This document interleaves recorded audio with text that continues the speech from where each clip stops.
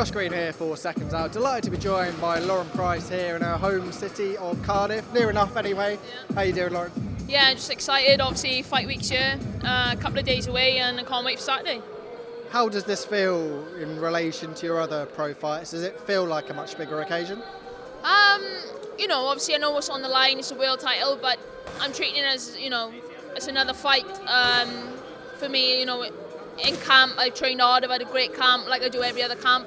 And I'm not going to put any extra pressure on myself. It's just about going out there on Saturday, getting the job done. In camp, in your previous fights, you've been going in as a very heavy favourite against the fighters that you've been facing. Is there a extra motivation when you're facing a former two-time undisputed champion, someone like Jessica McCaskill?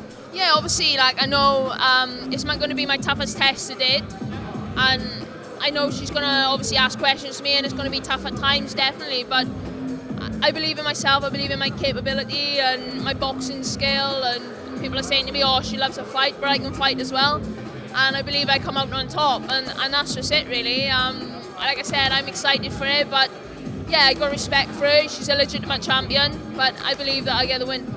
Walking into an arena of thousands of your fans, thousands of Welsh fans, how do you imagine that that's going to be like? Do you know what?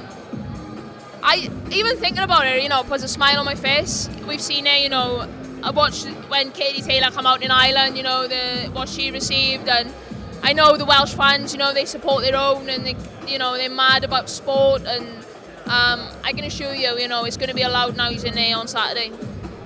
Do you think Wales is really crying out for another big star in boxing? We know Joe Cordina is obviously a big star over here, but really since Joe Kozakis, they've not been a star that's selling out arenas once or twice a year. Is that something you want to do? Yeah, definitely. Obviously, first time headlining, I didn't really know, how well it was going to sell, but I've been blown away, really. The amount of tickets I've sold, and everyone is a real buzz about Saturday. The support I received has just been, I've been overwhelmed. So yeah, definitely, I believe this is just a start, and it's just going to get bigger and bigger and bigger. I know you've done some of the ticket deliveries yourself, visiting fans from around the area. What was that experience like? No, it was great. I appreciate everyone spending their hard-earned money coming to watch me, and it's not a cheap night. So for me, to go and meet my fans and give something back, it doesn't take a lot, and the people I've met, the messages I've received, like I said, I'm very grateful. When you finished your amateur career off the back of the Olympics, did you imagine you'd be in a position fighting for a world title this soon in your pro career? Realistically, yeah, because I wanted to move fast, and off the back of 2023, I knew, in 2024, I wanted to be involved in them big fights, and this is the perfect fight, a legitimate champion, 3 belts. It's got the fans excited, I'm excited, and yeah, like I said, Rob, my team, as long as they think I'm ready and believe in me and I believe in myself, and that's all that matters. For people that say it's too early, how do you respond to them? Don't take any notice.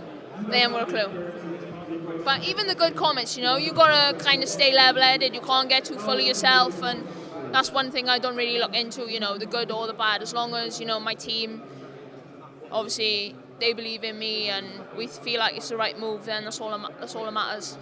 And in Jessica McCaskill, you've got a very experienced, highly accomplished opponent in front of you. We've seen in the past that fighters fighting for their first world title, especially off the back of significant amateur experience, maybe haven't taken a tougher test. They've been given a champion that you could feel could be got at. With McCaskill, it's a tough test.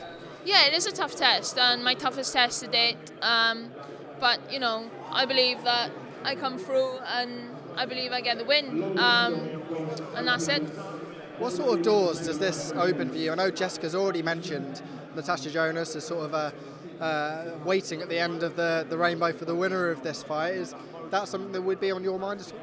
Yeah, definitely. I think obviously, up to now I haven't really had a lot to offer other champions. It's like I wish, low reward kind of thing, because I haven't got no belts, whereas this puts me in a position now to kind of get more involved in them big fights. There's great fights, great British fights there to be made as well.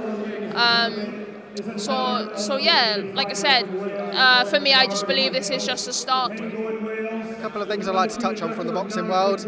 Olympic year, lots of fighters going to be going over to Paris and fighting for the biggest moment of their lives. You've been there. What advice would you give them? Obviously, a lot. Well, some of them are qualified already. Others are going up to Thailand to qualify now next week. So, for me, all our training's done, and like I said, stay on it. And like I said, you work hard enough and you believe in yourself, then you're going to achieve your dreams. Katie Taylor, we've seen she's obviously signed to fight Amanda Serrano, but on the undercard of Jake Paul versus Mike Tyson, women's boxing has grown so much in the last decade, but is that a little bit of a kick in the teeth? Well, I don't know. When Netflix has signed you and you're getting paid $6 million, I don't think anyone will turn that down, would they? And fair play to them both, They've worked hard over the years, and what they've both achieved, then, hopefully I'm following in their footsteps as well. Do you think it's a case of they've had those big occasions, Katie's had those big fights, Amanda's obviously had those big fights as well. They're in a position where they've done what they can for the legacy, and now it's about getting a big payday? Or? Well, I think obviously, like money-wise, they've obviously, with Katie and as well, she obviously was secure, I suppose, as an amateur, what she'd done, for Ireland. But yeah, definitely, when you're pro, it's about securing your future, and a payday like that, then fair play to them both. The one loser in this maybe is Chantelle Cameron. She would obviously be hoping for the Katie Taylor trilogy. If you were in her shoes, how would you be feeling? A little bit miffed? I think obviously she's a bit, frustrated. But, she's signed with Frank Warren. I think that's a positive move for her. There's other big fights out there for her. And, I wish Chantelle the best, I like Chantelle, I get on with Chantelle. And, there's big fights out for her as well. Who do you see as the current pound number one in women's boxing? I'd probably say Clarissa Shields. Obviously, Katie Taylor, Clarissa Shields, yeah, them two. Final thing from me, Saturday night, what happens in Cardiff?